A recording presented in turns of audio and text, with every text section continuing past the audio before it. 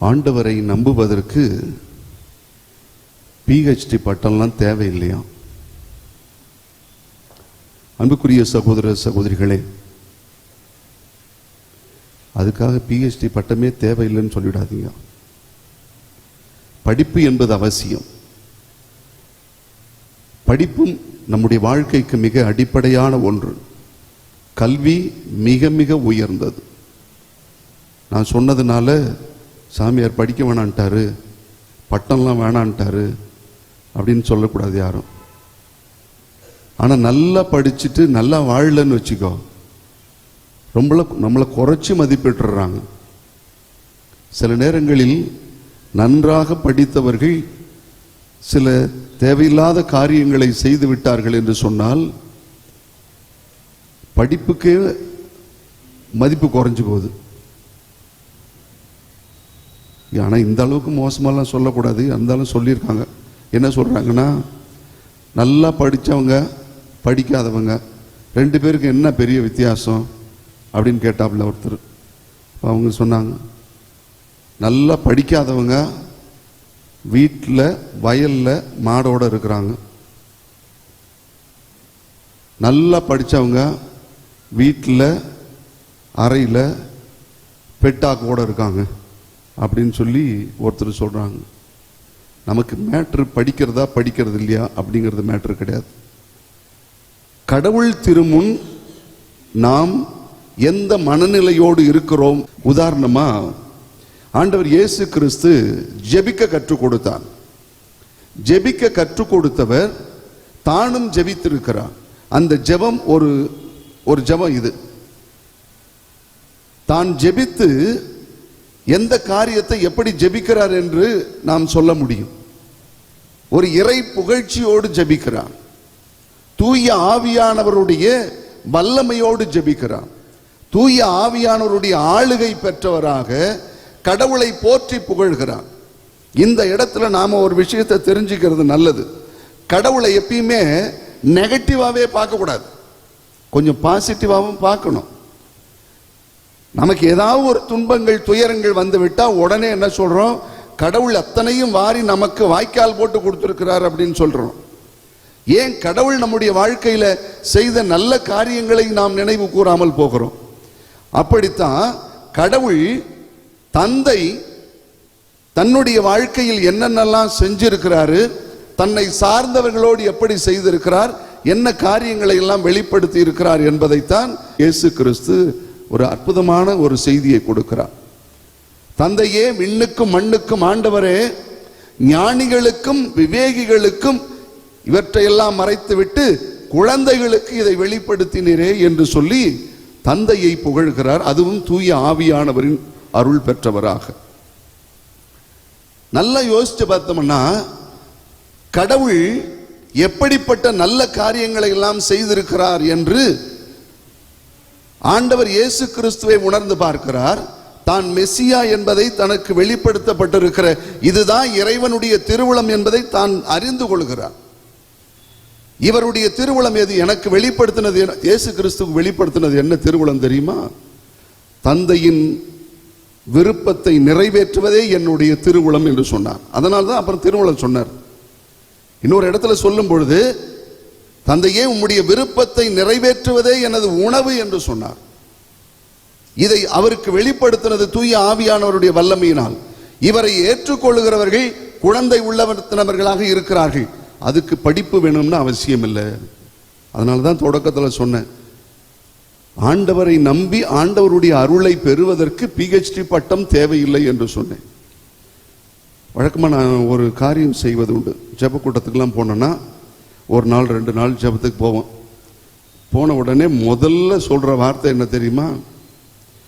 இந்த ஜெப கூட்டத்திலிருந்து இறைவனுடைய அருள் உங்கள் வீட்டிற்கு உங்களுக்கு வர வேண்டும் என்றால் முதல்ல நீங்க செய்ய வேண்டிய காரியம் ஒன்று உண்டு அப்படின்னு சொல்றது உண்டு.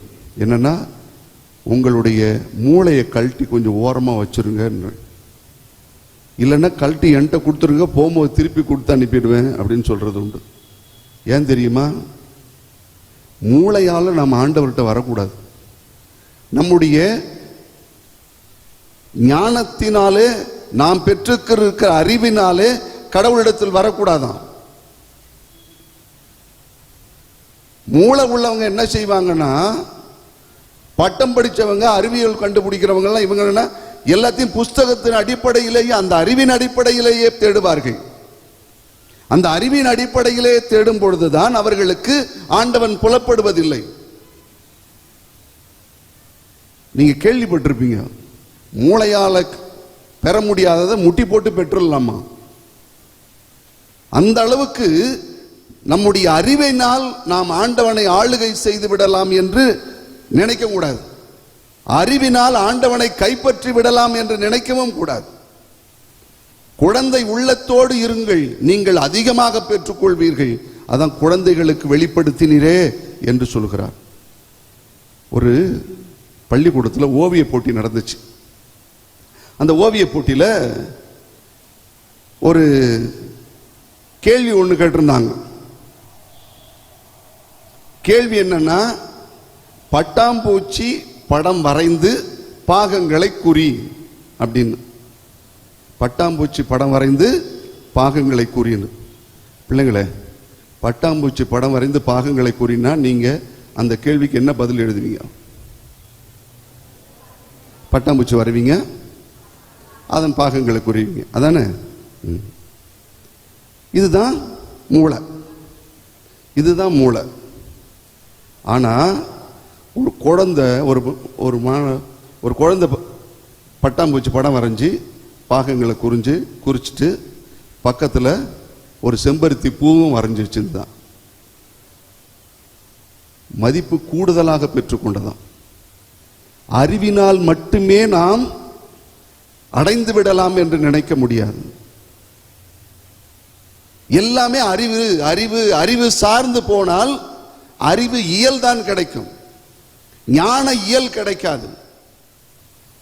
ஞானம் பெறுவது என்பது வெறும் அறிவினால் பெற்றுக்கொள்ள முடியாது என்று சொல்கிறார்கள். ஞானம் பெறுவது என்பது அறிவினால் மட்டும் பெற்றுக்கொள்ள முடியாது. ஒரு மனிதன் அறிவு சார்ந்த வாழ்க்கையும் வாழ முடியும், ஆன்மீகம் சார்ந்த வாழ்க்கையும் வாழ முடியும். இந்த ஆன்மீகம் சார்ந்த வாழ்க்கைக்கு எது மேலோங்கி இருக்க வேண்டும்? அறிவு மேலோங்கி இருக்க வேண்டுமா என்றால், அந்த குழந்தைகளுக்கு வெளிப்படுத்தினீர் என, அந்த குழந்தைகளுக்கு என்னத்தை தான் ஆண்டவர் வெளிப்படுத்தினார்? குழந்தைகளுக்கு வெளிப்படுத்தினீரே என்று சொல்லும் பொழுது என்ன அப்படின்னா, வேற எதுவும் அங்கு சொல்லப்படல, இந்த வசனம் மட்டும்தான் சொல்லப்பட்டிருக்கு. ஆனால் உண்மையில் அந்த வசனங்களுக்கு இடையில் வாசிக்கிற பொழுது கிடைக்கிற செய்தி இதுதான். குழந்தைகளுக்கு இருக்கிற அந்த நம்பிக்கை இருக்கிறது பாருங்கள், அந்த நம்பிக்கை தான் இறைவனை பெற்றுக்கொள்ள வைக்கிறது. குழந்தைகளைத்தான் அரவணைத்துக் கொள்ள வைக்கிறது. ஒரு நாளைக்கு ஒரு முறையாவது குழந்தையின் முகத்தை நீ பார்த்துக்கொள், கண்டிப்பாக உன் வாழ்வில் ஆனந்தம் பெருகிக் கொண்டே இருக்கும் என்று சொல்வார்களாம். மகிழ்ச்சி பெருகிக் கொண்டே இருக்கும், சீக்கிரமா ஸ்ட்ரெஸ் வராது. ஒரு நாளைக்கு ஒரு முறையாவது குழந்தை முகத்தை பார்த்துட்டு இருந்தா, அதாவது கொஞ்சம் யோசிச்சு பாருங்க. நீங்களாம் நல்லா படிச்சிருப்பீங்க, நல்ல ஞானம் பெற்றிருப்பீங்க, அறிவெல்லாம் வளர்ந்துருக்கும், நிறைய பட்டங்கள் பெற்றிருப்பீர்கள். மன உளைச்சல் இருக்கும், மன பாரமா இருக்கும், கஷ்டமா இருக்கும். நீங்க பெத்த சின்ன குழந்தை பிள்ளை, உங்க பிள்ளை பேர பிள்ளை உங்கள்கிட்ட வந்து பாட்டி தாத்தா அப்பா அம்மான்னு வந்து கட்டி பிடிக்க வந்ததுன்னு வச்சுக்கோ, இவ்வளவு நேரமும் போட்டிருந்த மனபாரம்லாம் எங்க போயிருக்கும் தெரியுமா? அப்படியே ஒரு ஓரமா போயிடும். ஏன்? எல்லா பாரத்தையும் ஒரு குழந்தை நீக்கி விடுகிறது அப்படின்னு சொல்லுவாங்க. குழந்தை உள்ளம் அப்படி. இந்த குழந்தை இடத்தில் இருப்பது என்ன தெரியுமா? கள்ளம் கபடமற்ற, எதையும் ஆய்வு செய்யாத, எதையும் அறிவியல் பூர்வமாக ஆய்வு செய்யாத ஒரு மனநிலை இருக்கிறது பாருங்கள். அதுதான் நீ ஆண்டவரிடத்தில் வரும்போது இருக்க வேண்டும் என்று சொல்கிறார். அவர்களுக்கு ஆண்டவர் தன்னை முழுவதுமாக வெளிப்படுத்தி விடுகிறார். தான் எப்படிப்பட்டவன், தான் எப்படிப்பட்ட வல்லமை உள்ள கடவுள் என்பதை அந்த குழந்தைகளுக்கு வெளிப்படுத்துகிறார். நிறைய நேரங்களில் நிறைய புனிதர்களுடைய வாழ்க்கையை எடுத்து பார்க்கும் பொழுது அவர்கள் எல்லாம் தங்களுடைய அறிவினால் ஆய்வினால் கடவுளை கண்டவர்கள் அல்ல, கிடையவே கிடையாது. நிறைய படித்து எழுதி வைத்த புத்தகங்களால் ஆண்டவரை கண்டவர்கள் அல்ல. ஆண்டவருடைய பிரசன்னத்தில் குழந்தை உள்ளத்தோடு அழுது புலம்பி ஜெபம் பண்ணி ஆண்டவரிடத்தின் அருளை பெற்றுக் கொண்டிருக்கிறார்கள், அவர்கள் கொண்டிருந்த அந்த நம்பிக்கையினால். எனவே அன்புக்குரியவர்களே, கடவுள் தன்னை ஞானிகளுக்கும் அறிஞர்களுக்கும் மறைத்துவிட்டு குழந்தைகளுக்கு வெளிப்படுத்தினார் என்றால் அவர்கள் குழந்தை உள்ளத்தோடு தேடினார்கள், ஆண்டவர் தன்னை வெளிப்படுத்தினார். அந்த மனநிலை தான் நமக்கு வேணும். எனவே ஆண்டவரை அடைவதற்கு, ஆண்டவனுடைய அருளை பெறுவதற்கு நமக்கு பெரிய பெரிய பட்டங்கள் தேவையில்லை. ஆனால் அடிப்படையான நம்பிக்கையும் ஆழமான உள் உணர்வினுடைய தூண்டுதலும் தூய ஆவியானவருடைய அபிஷேகமும் அவர் பிரசன்னத்தில் வாழும் தன்மையும் இருந்துவிட்டால் போதும். ஆண்டவன் எவ்வளவு பெரியவர் என்பதை நாம் நம்முடைய சிறிய அறிவிலேயே கண்டுகொள்ள முடியுமா?